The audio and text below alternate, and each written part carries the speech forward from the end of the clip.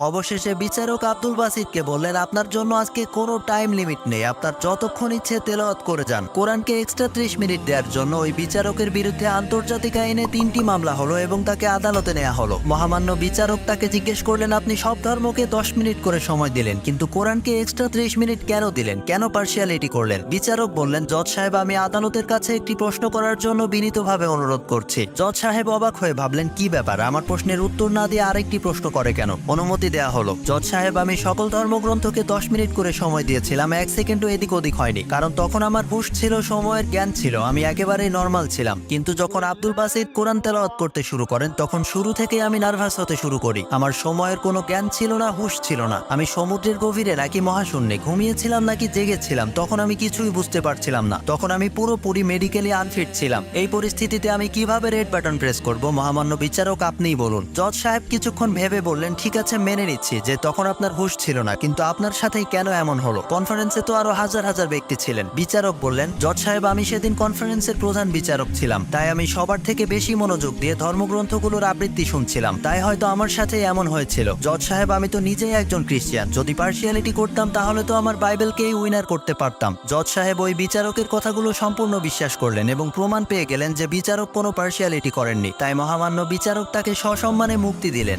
The case is closed. কেউ যদি medically unfit থাকে তার কোনো বিচার হয় না, ঠিক কিনা?